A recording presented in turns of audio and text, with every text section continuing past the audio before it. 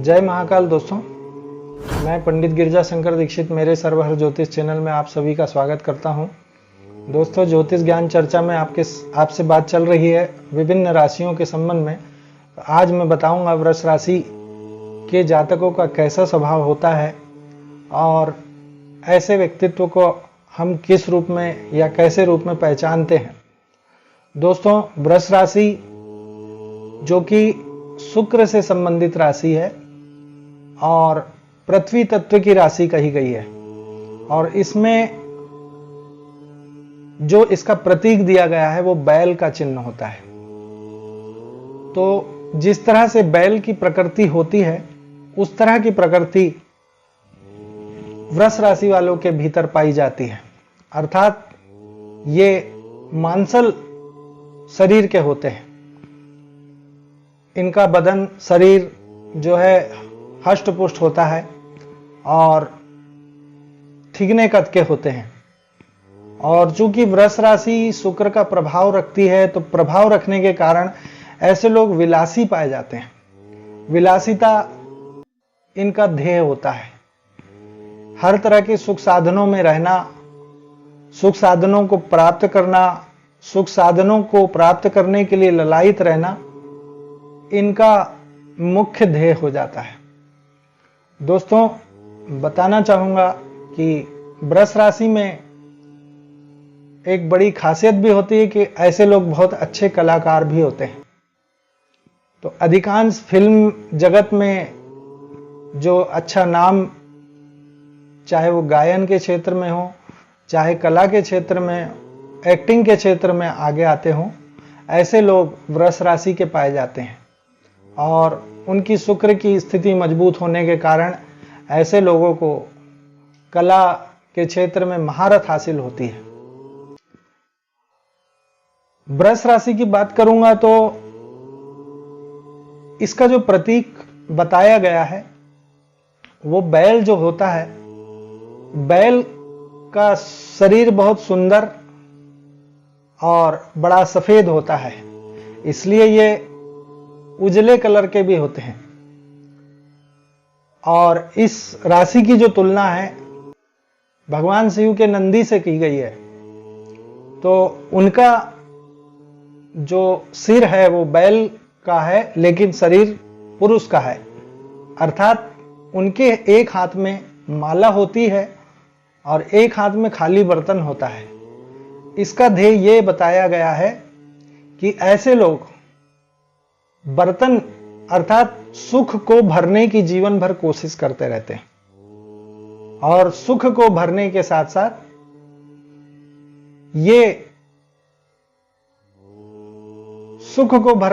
साथ ये लोग जो होते हैं ये अपने जीवन में जो दूसरे हाथ में इनके माला बताई गई है, माला का संबंध आध्यात्म से जोड़ा गया है। तो आध्यात्मिकता का भाव इनके अंदर काफी रहता है, और यह आध्यात्मिकता का भाव रहने के कारण जो है, जो बर्तन इनके दूसरे हाथ में खाली है, तो सुख से कम्युनिकेशन इनका कभी खत्म नहीं होता, सुख की अभिलाषा इनकी खत्म नहीं होती। इसलिए ये आध्यात्म में पूर्ण परिपक्व आध्यात्म में नहीं जा पाते। आध्यात्मिक वृत्ति इनके अंदर बहुत अच्छी पाई जाती है, लेकिन ये अध्यात्म को जिस तरीके से प्राप्त करना है या पाना है वो नहीं पा पाते, कहीं ना कहीं कमी देखी जाती है। दोस्तों, बताना चाहूंगा कि वृष राशि के भीतर कृतिका नक्षत्र और मृगशिरा नक्षत्र तथा रोहिणी नक्षत्र आता है। तो कृतिका नक्षत्र जो है उसका एक चरण जब मेष राशि में आता है तो बाकी के चरण इस राशि में आते हैं, वृषभ राशि में।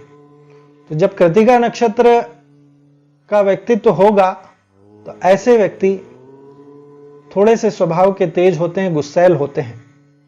वैसे तो वृष राशि वाले अपने मन के राजा होते हैं, मन के तरीके से चलना चाहते हैं। उनको कोई छेड़े ना तो वो किसी को परेशान नहीं करते, अपने अंदर खुश रहने की उनके अंदर क्षमता होती है। लेकिन जब कृतिका नक्षत्र आता है तो कृतिका नक्षत्र में सूर्य का प्रभाव इनके भीतर देखा जाता है, और सूर्य का प्रभाव देखे जाने के कारण थोड़ा सा इनके अंदर तेज होता है। ये मान सम्मान और पैसे को ज्यादा महत्व देते हैं, अर्थात पैसा है तो सब कुछ है, पैसा इनसे छीन लिया जाए तो ये विचलित हो जाते हैं। इसके बाद दूसरा जो नक्षत्र आता है वो रोहिणी आता है। तो रोहिणी नक्षत्र वृषभ राशि भगवान कृष्ण की भी है। भगवान कृष्ण का जन्म रोहिणी नक्षत्र में हुआ था, वृषभ राशि में। ऐसे लोग, जैसे भगवान कृष्ण 16 कलाओं के ज्ञाता और पूर्ण पुरुष कहे जाते हैं, तो ऐसे लोगों के अंदर सुंदरता के साथ साथ कला होगी और बहुत अच्छा व्यक्तित्व पाया जाता है।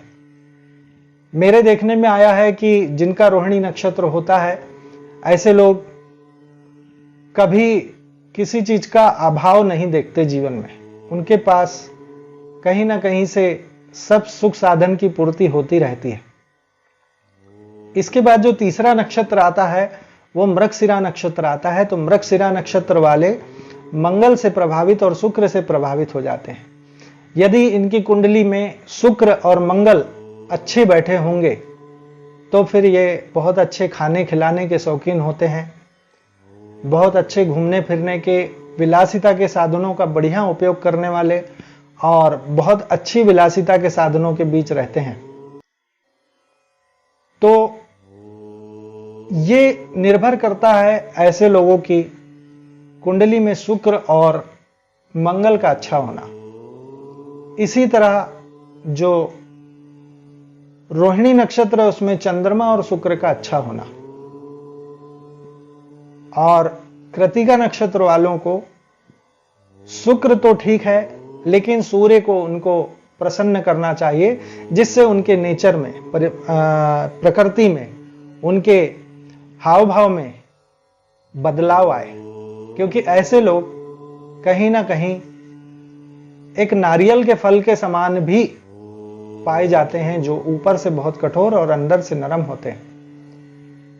तो यदि आपके नक्षत्रों के अनुसार वृषभ राशि में आपको खराब फल मिलता है तो मैं आपको मंत्र बताऊंगा कि इन नक्षत्रों के मंत्र को भी आप करके इन नक्षत्रों को ठीक कर सकते हैं। दोस्तों, यदि मेरी जानकारी या मेरा ज्योतिष ज्ञान आपको अच्छा लगता है तो आप मेरे चैनल को लाइक करें, शेयर करें, सब्सक्राइब करें, ताकि मैं आपको अच्छे से अच्छी जानकारियां ज्योतिष से संबंधित प्रदान करूं। बताना चाहूंगा दोस्तों, वृष राशि के जो जातक होते हैं वो सुख सुविधा के साथ साथ कला के क्षेत्र में, जमीन जायदाद रियल एस्टेट के क्षेत्र में और वाहनों से संबंधित कार्यों में इनको बहुत लाभ होते देखे जाते हैं। चमक दमक, सौंदर्य, इससे संबंधित कामों में भी इनको बहुत अच्छे लाभ होते देखे जाते हैं। तो ऐसे कामों को इनको करना चाहिए।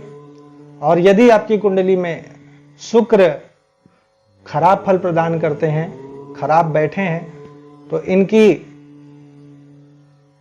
जो अधिष्ठात्री देवी हैं वो महालक्ष्मी होती हैं, तो लक्ष्मी जी की आराधना इन्हें करना चाहिए। और यदि कृतिका नक्षत्र और मृगशिरा नक्षत्र है तब आपको भगवान शिव की आराधना, भगवान शिव का रुद्राभिषेक, भगवान शिव को जल चढ़ाना, ये सब करना चाहिए, जिससे आपको अच्छा लाभ मिले। दोस्तों, सबसे पहला जो नक्षत्र आता है वो कृतिका नक्षत्र आता है। तो कृतिका नक्षत्र में जो मैं मंत्र बताऊंगा, ओम अग्ने नमः, ओम अग्ने नमः, इस मंत्र का आपको जप करना चाहिए। इसके बाद रोहिणी जो नक्षत्र आता है, रोहिणी नक्षत्र में ओम ब्रह्मणे नमः, ओम ब्रह्मणे नमः, मतलब भगवान ब्रह्मा का ये मंत्र है, ओम ब्रह्मणे नमः। यदि किसी रूप में आपको रोहिणी नक्षत्र से अच्छा फल नहीं मिल रहा है, वैसे जनरली बहुत कम ऐसा देखने में आता है, यदि फिर भी ऐसा लगता है तो ओम ब्रह्मणे नमः मंत्र है, इस मंत्र का आपको प्रतिदिन 1 माला जप करना चाहिए। इसके साथ ही अंतिम जो नक्षत्र आता है वो मृगशिरा नक्षत्र आता है। तो मृगशिरा नक्षत्र जिनका होता है और वृषभ राशि होती है, उनको ओम चंद्रमसे नमः मंत्र का जप करना चाहिए। ओम चंद्रमसे नमः ये मंत्र का यदि आप जप करते हैं तो वृषभ राशि में ये जो तीनों नक्षत्र के मंत्र बताया, इनका अच्छा प्रभाव मिलता है। दोस्तों, राशि के साथ व्यक्ति के अंदर नक्षत्रों का बहुत प्रभाव पड़ता है। तो यदि नक्षत्र होंगे ठीक, तो आपकी मानसिकता ठीक होगी। या उन नक्षत्रों के स्वामी खराब यदि कुंडली में बैठे हैं, जैसे कृतिका नक्षत्र का स्वामी सूर्य होता है, रोहिणी नक्षत्र का स्वामी चंद्रमा होता है और मृगशिरा नक्षत्र का स्वामी मंगल होता है, तो यदि ये नक्षत्रों के स्वामी यदि कुंडली में खराब बैठे तो भी वृषभ राशि वालों को उतने अच्छे रिजल्ट नहीं मिलते अपने जीवन में।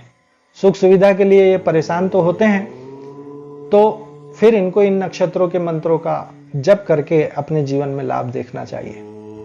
दोस्तों, मैं आपको आगे दूसरी राशियों की भी जानकारी दूंगा।